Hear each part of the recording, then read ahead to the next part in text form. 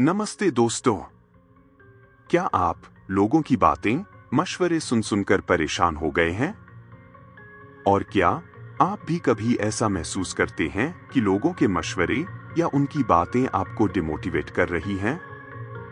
क्या आप अपने लक्ष्य पर फोकस करने में असफल हो रहे हैं? और क्या ये नेगेटिव बातें आपको पीछे खींच रही हैं, आपके गोल्स तक पहुंचने से रोक रही हैं? अगर हाँ, तो हमारे साथ बने रहिएगा। आज की हमारी कहानी को अंत तक सुनिएगा। मैं आपको दावे से कह सकता हूं कि आज की कहानी आपके जीवन को बदल कर रख देगी।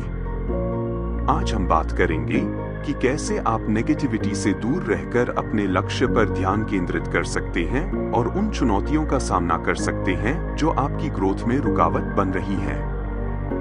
गुरु नानक दर्पण चैनल में हम आपसे गुरसिख जीवन से प्रेरित कथाएं साझा करते हैं। तो आइए आज की कहानी शुरू करते हैं। बहुत समय पहले की बात है। एक गांव में एक गरीब धोबी अपने बेटे के साथ रहता था। उनके पास केवल एक गधा था, एक गधा जो उनके जीवन का सबसे अनमोल साथी था। यही गधा उनके कपड़े धोने में मदद करता था और उनका गुजारा चलाता था।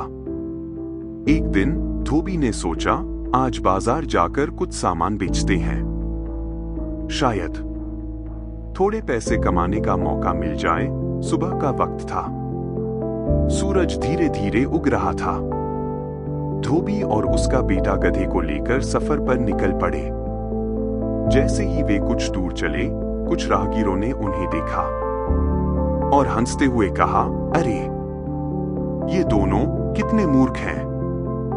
इनके पास गधा है, फिर भी पैदल चल रहे हैं। क्या इन्हें गधे का सही इस्तेमाल नहीं पता? यह सुनकर धोबी थोड़ा झिझका। उसने अपने बेटे से कहा, बेटा तुम गधे पर बैठ जाओ, कम से कम तुम तो आराम कर लो। बेटा गधे पर बैठ गया। पर जैसे ही वे आगे बढ़े, कुछ और लोग मिले। उन्होंने गुस्से में कहा, वाह, देखो इस लड़के को, कितना स्वार्थी है। खुद गधे पर मजे से बैठा है और बूढ़ा पिता पैदल चल रहा है। यह सुनकर बेटा शर्म से लाल हो गया। उसने झट से गधे से उतरते हुए कहा, पिताजी अब आप बैठ जाइए। धोबी गधे पर बैठ गया, लेकिन ज्यादा देर तक शांति नहीं रही। कुछ और राहगीरों ने उन्हें देखा और जोर से कहा, यह कैसा पिता है। खुद तो गधे पर बैठ गया और अपने मासूम बेटे को धूप में पैदल चला रहा है। धोबी और बेटा दोनों असमंजस में थे। आखिर करें तो क्या करें? वो हर किसी को खुश करना चाहते थे। उन्होंने सोचा, शायद हम दोनों को ही गधे पर बैठ जाना चाहिए। अब दोनों गधे पर सवार हो गए। लेकिन जैसे ही वे बाजार के करीब पहुंचे, वहां कुछ और लोग खड़े थे। उन्होंने गुस्से में कहा, देखो ना, इन निर्दयी लोगों को। दोनों इस बेचारे गधे पर सवार हो गए। बेचारे गधे को मार ही डालेंगे। अब धोबी और उसका बेटा निराश हो गए, पूरी तरह से निराश। उन्होंने फैसला किया कि अब हम गधे को उठाकर ले चलते हैं, ताकि किसी को कोई शिकायत ही न हो। वो दोनों गधे को अपने कंधों पर उठाकर नदी का पुल पार करने लगे। लेकिन गधा, जो पहले ही असहज था, अब बुरी तरह डर गया। अचानक वह छटपटाने लगा और उनके हाथों से फिसलकर सीधा नदी में गिर गया और डूब गया। गधे को नदी में डूबते देख बेटे की आंखों में आंसू आ गए।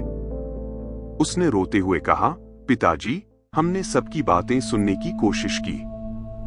हमने हर किसी को खुश करने की कोशिश की, लेकिन हमने अपना सबसे अनमोल साथी खो दिया। अब हमारा सफर अधूरा रह गया। धोबी की आंखों में भी पश्चाताप था। वह चुपचाप बैठ गया। तभी एक बुजुर्ग गुरसिख व्यक्ति वहां से गुजरे। उनका चेहरा शांत था, लेकिन उनकी आंखों में गहरी समझदारी थी। उन्होंने पिता और बेटे को देखा और पूछा, क्या हुआ बेटा?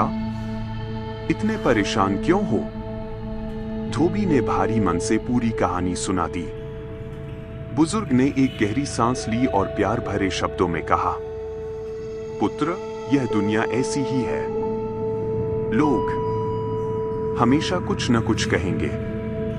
तुमने दूसरों की बातों को खुद से ऊपर रखा और अपने गधे को खो दिया। याद रखो, तुम्हारा सफर तुम्हारा है, तुम्हारी मंजिल तुम्हारी है। लोग जो भी कहें, तुम्हें वही करना चाहिए जो तुम्हारे सफर को आसान बनाए। अगर तुम हर किसी को खुश करने की कोशिश करोगे तो तुम अपनी ऊर्जा और साधनों को बर्बाद कर दोगे।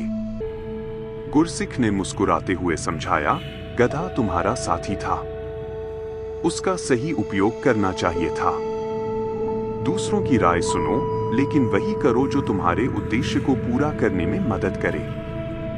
बुजुर्ग की बातें सुनकर धोबी और उसका बेटा प्रेरित हुए। उन्होंने समझ लिया कि हर किसी को खुश करना संभव नहीं है। अपने उद्देश्य पर ध्यान देना चाहिए और अपनी ऊर्जा को सही दिशा में लगाना चाहिए। इस कहानी से हमें समझना चाहिए कि दुनिया में लोग हमेशा कुछ न कुछ कहेंगे। आपका काम है अपनी मंजिल पर ध्यान देना, अपनी ऊर्जा और साधनों का समझदारी से इस्तेमाल करना और जीवन में वही करना जो आपके उद्देश्य को पूरा करे। अगर आपको कहानी पसंद आई हो तो कृपया लाइक बटन दबाएं और चैनल को सब्सक्राइब करें और बेल आइकॉन को ऑन करना न भूलें।